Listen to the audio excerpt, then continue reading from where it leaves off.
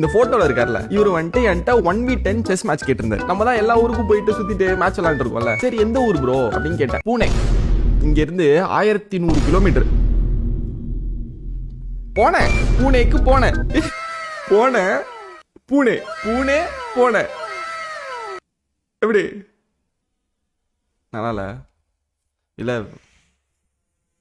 ரைமினா இருக்குன்னு ஃபிளைட்லாம் முடிச்சு கோயம்புத்தூர்ல இருந்து பூனேக்கு போயிட்டேன். ஆனா டிக்கெட்லாம் வேற ஒருத்தர் ஸ்பான்சர் பண்ணாரு.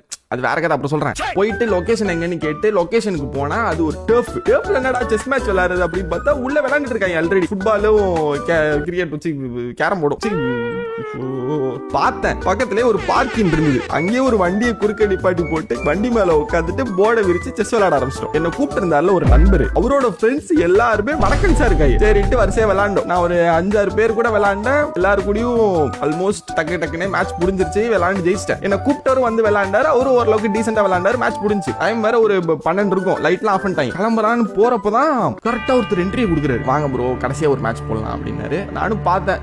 சரி ஒரு மேட்ச் தானே அப்படின்னு போட்டேன். நான் பண்ண தப்பே அதான் தெரியுமா, வின்னிங் ஸ்ட்ரீக்ல வேற போயிட்டு இருக்கலாம். அவர் வந்து விளையாட ஆரம்பிச்சோட ரொம்ப கேஷுவல் ஆட ஆரம்பிச்சிட்டார். தெனாவட்டா திமிரா நம்ம தான் அப்படின்ட்டு விளையாட ஆரம்பிச்சிட்டேன். ரீசெண்டா தான் விளையாண்டுட்டு இருந்தேன். பொசிஷன் கூட காட்டுறேன் பாருங்களேன். இந்த இடத்துல என்ன பண்ணிட்டேன், நான் போர்டே பார்க்கல. ரொம்ப அசால்ட்டா போன் நோண்டிக்கிட்டு மேல கீழெல்லாம் பார்த்துட்டு நான் பாட்டு கண்டுக்காம ஒரு மூவ் வைக்கிறேன். ஒரு செக்க போறாரு. கிங்கா குயினான் ஆயிடுச்சு. கிங்க நகர்த்தியே ஆகணும். குயின் அடிச்சிட்டு போச்சு.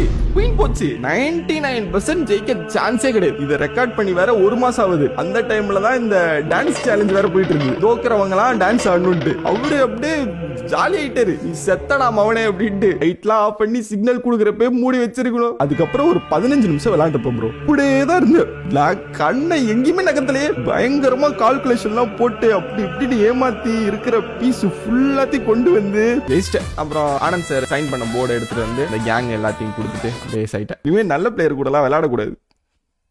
தோத்துரும் போல.